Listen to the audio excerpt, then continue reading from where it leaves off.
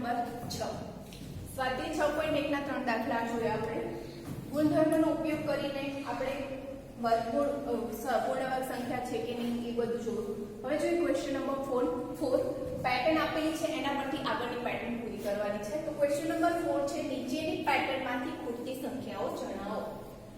તો પેટર્નમાં પહેલું છે 11 નો વર્ગ. તો 11 નો વર્ગ આપણે જાણીએ છીએ શું થાય 121. સેકન્ડ છે 101 નો વર્ગ. તો 101 નો વર્ગ બરાબર 10201. 1001 નો વર્ગ બરાબર અહીંયા પેટર્ન જુઓ 11 નો વર્ગ શું થાય છે 101 એટલે 1 2 1 101 નો વર્ગ. તો વચ્ચે આપણે શું એડ કર્યું 0. 11 છે તો 1 1 બંને વર્ગની વચ્ચે શું એડ કર્યું 0. તો 11 નો જે આન્સર હતો 11 ના વર્ગનો 121 બંને વચ્ચે 0 0 એડ થયો. નેક્સ્ટ શું છે બંને વર્ગ વચ્ચે આપણે કેટલા 0 એડ કર્યા 2 0. તો 1 2 1 વચ્ચે કેટલા 0 એડ થયા બંને વચ્ચે 2 2 0 એડ થયા. તો એ જ રીતે નેક્સ્ટ જે છે એમાં બંને વર્ગ વચ્ચે કેટલા 0 છે 1 2 3 4. તો એનો વર્ગ કરીશું તો 1 2 1 એની વચ્ચે કેટલા 0 એડ થવાના 4 0. તો 1 2 3 4 1 2 3 અને 4. નેક્સ્ટ બંને વર્ગ વચ્ચે કેટલા 0 છે 1 2 3 4 5 અને 6 0 છે. તો 1 2 અને 1 એક તો રહેશે જ આપણા કોમન. એ બંનેની વચ્ચે શું એડ થશે કેટલા 0 એડ થશે 6 0. તો 1 2 3 4 5 અને 6. 2 પછી પણ કેટલા 0 એડ કરવાના 6. તો 1 2 3 4 5 અને 6. તો આ રીતે આપણને જે પેટર્ન આપી છે એના પરથી આગળની પેટર્ન આપણે કમ્પ્લીટ કરી શકીએ. ક્વેશ્ચન નંબર 5 છે એમાં પણ આપણે પેટર્ન જ કમ્પ્લીટ કરવાની છે. નીચે આપેલ પેટર્નમાં ખૂટતી સંખ્યાઓ જણાવો. પેટર્ન આપી છે 11 નો વર્ગ ઉપરની જેમ જ છે 121. 101 નો વર્ગ = 10201. બંને વસ્તુ સેમ છે. પછી આગળ અહીંયા શું હતું બંને પણ વચ્ચે ડબલ 0 હતા.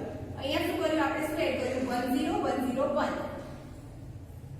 પહેલી પેટર્નમાં શું છે 11 પછી શું કર્યું બંને વચ્ચે 0 એડ કર્યો 2 1 છે. પછી 3 1 લીધા અને ત્રણેય વચ્ચે 0 એડ કર્યો.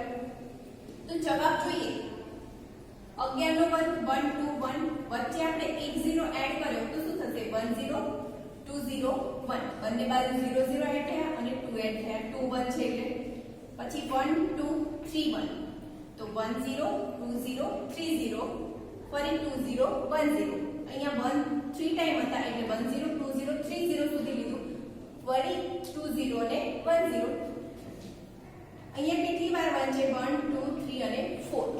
4 ટાઈમ 1 છે તો જવાબ શું આવશે 1 0 2 0 3 0. 4 ટાઈમ 1 છે એટલે 4 0 સુધી આવશે. ફરી 3 0 2 0 2 0 1. બરાબર પાછળ 0 નહીં આવે.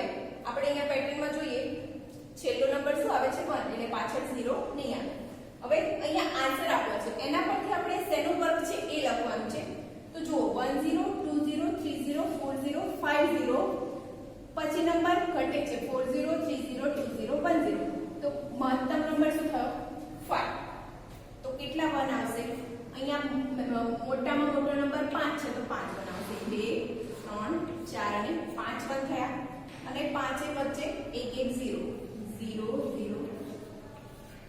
તો આ રીતે તમને જે પેટર્ન આપી છે એના પરથી આગળની પેટર્ન કમ્પ્લીટ કરી શકો.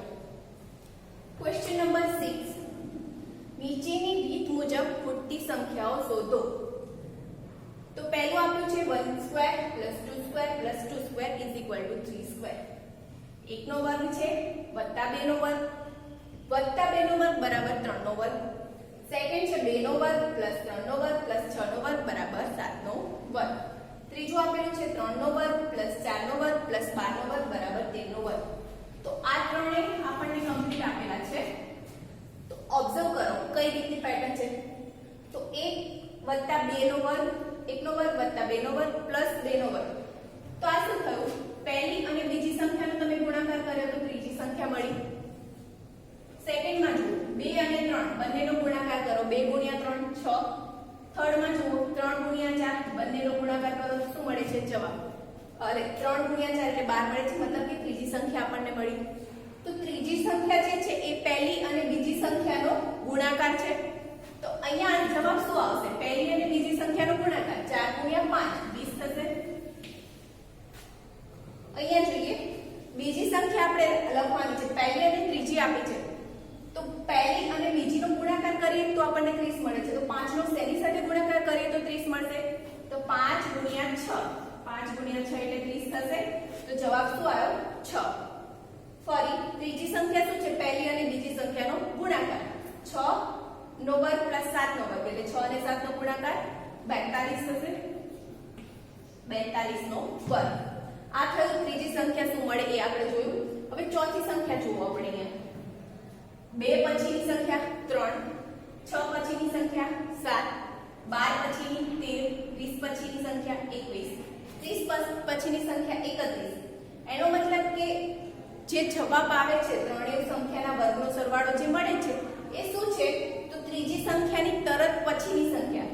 તો 42 નો વર્ગ છે એના પછીની તરત સંખ્યા કઈ થશે? 43. એટલે અહીંયા જવાબમાં શું આવશે? 43 નો વર્ગ. ફરી એકવાર જોઈ લો કે ત્રીજી સંખ્યામાં જો ખાલી જગ્યા હોય તો ત્રીજી સંખ્યા શું થશે? પહેલી અને બીજી સંખ્યાનો ગુણાકાર. 1 ગુણ્યા 2 2, 2 ગુણ્યા 3 6, 3 ગુણ્યા 4 12, 4 ગુણ્યા 5 20, 5 ગુણ્યા 36, 6 ગુણ્યા 7 42. અને એના બરાબર જે જવાબ આવે છે એ જવાબ શું છે? ત્રીજી સંખ્યા પછીની તરત ક્રમિક સંખ્યા. 2 પછીની સંખ્યા 3, 6 પછીની 7, 12 પછીની 13, 20 પછીની 21, 30 પછીની 31 અને 42 પછીની 43. તો આ રીતે તમે પૂરતી સંખ્યાઓ શોધી શકો આપેલ પેટર્ન પરથી.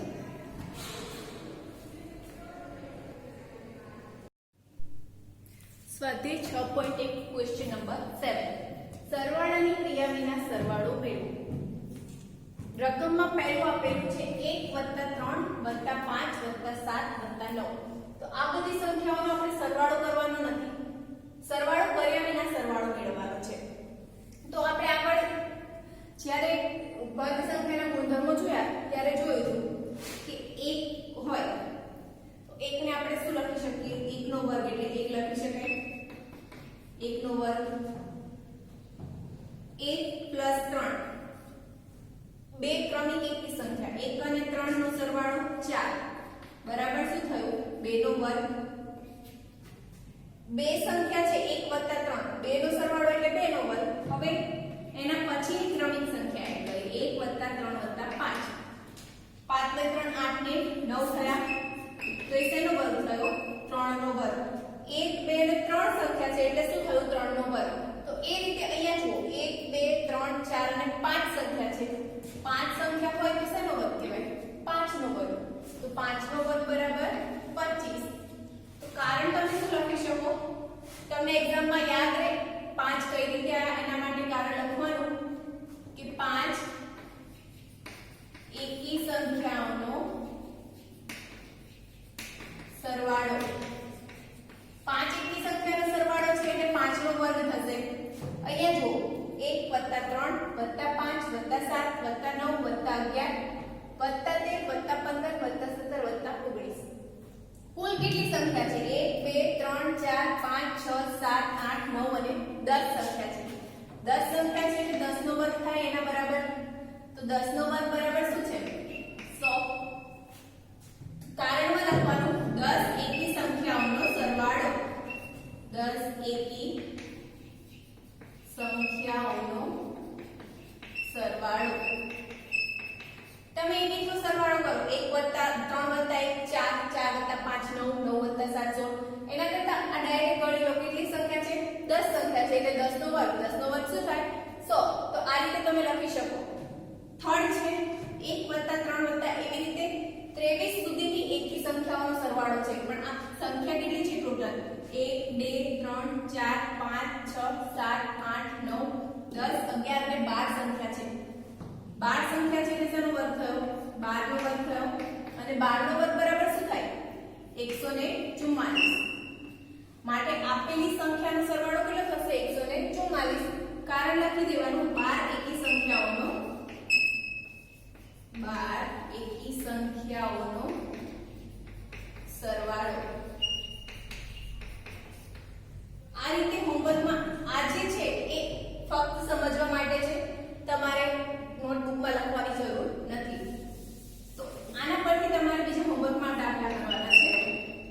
1 + 3 + 5 + 7 + 9 + 11 બરાબર આન્સર 1 + 3 + 5 + 7 + 9 + 11 + 13 + 15 બરાબર જવાબ.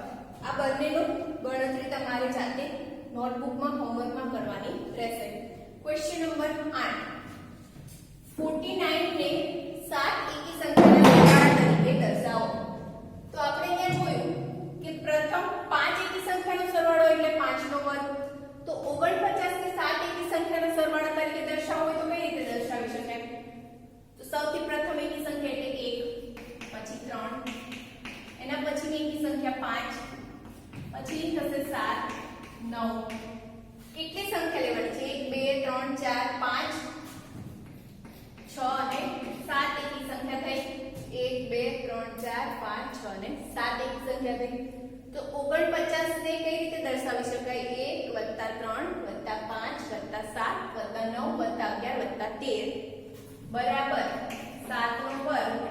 અને 7 નો વર્ગ બરાબર કેટલા થાય? 49. સેકન્ડ છે 121 ને 11 એકી સંખ્યાઓના સરવાળા તરીકે દર્શાવો. 11 એકી સંખ્યા, પ્રથમ 11 એકી સંખ્યા શું થશે? 1 + 3 + 5 + 7 + 9 + 11 + 13 + 15 17 1 2 3 4 5 6 7 8 અને 9 થઈ. 10મી એકી સંખ્યા 19 અને 11મી 21. તો આ થઈ આપણે શેને દર્શાવ્યું? 121 ને અને 11 એકી સંખ્યાઓનો સરવાળો બરાબર 11 નો વર્ગ બરાબર 121. આના લખો તો ચાલશે. આપણે ફક્ત શું દર્શાવવાનું છે? એકી સંખ્યાઓના સરવાળા તરીકે. અને કેટલી એકી સંખ્યા? તો 11. પ્રથમ 11 સંખ્યા, અહીંયા આપણને 7 એકી સંખ્યા કીધી છે, તો પ્રથમ 7 એકી સંખ્યાનો સરવાળો કરીએ તો આપણને શું મળશે? 49. તો આ રીતે તમે આપેલી એકી સંખ્યાઓને કોઈ વર્ગના સરવાળા તરીકે દર્શાવી શકો.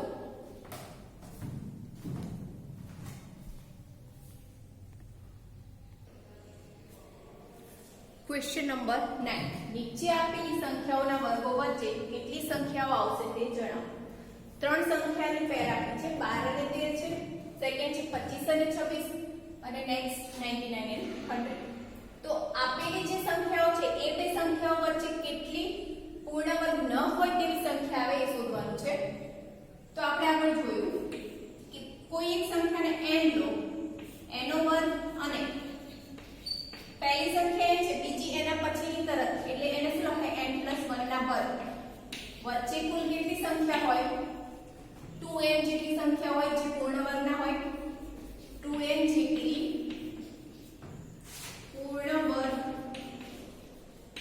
ન હોય તેવી સંખ્યાઓ મળે. કેટલી સંખ્યા મળે આપણને? 2n જેટલી. પહેલી સંખ્યા જેને n લઈએ, બીજીને n+1. તો પહેલું છે 12 અને 13 વચ્ચે. 12 અને 13 વચ્ચે 2n એટલે 12 × 2 બરાબર 24 સંખ્યા મળે. સેકન્ડ છે 25 અને 26 વચ્ચે. તો 25 અને 26 વચ્ચે n કોને લઈશું? 25 ને. તો 2 × 25 બરાબર 50 સંખ્યા મળે. 99 and 100 99 અને 100.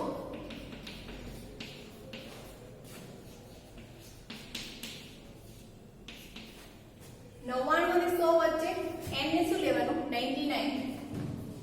તો 2n 2 × n એટલે આપણે કેટલા લીધા? 99. બરાબર 198 સંખ્યા મળે. તો આપેલી બે સંખ્યા વચ્ચે કેટલી આપણને પૂર્ણ વર્ગ ના હોય એવી સંખ્યા મળે છે? તો 2n જેટલી. તો આના પરથી હોમવર્કમાં બીજા દાખલા કરવાના છે તમારે. શું શોધવાનું છે કે બે સંખ્યા આપેલી હોય એના વર્ગ કરીએ, એની વચ્ચે કેટલી પૂર્ણ વર્ગ સંખ્યા ના હોય એવી સંખ્યાઓ મળશે. તો પહેલું છે 12 અને 13 છે, સોરી 13 અને 14. સેકન્ડ લખવાનું છે 17 અને 18, 35 અને 36, ફોર્થ 40 અને 41, 8 અને 9. પાંચ સંખ્યાની પેર આપી છે, એની વચ્ચે કેટલી પૂર્ણ વર્ગ ના હોય એવી સંખ્યા મળે એ આ જ રીતે તમારે શોધવાનું છે હોમવર્કમાં. અને કમ્પ્લીટ કરી PDF મને મારા નંબર પર સેન્ડ કરવી.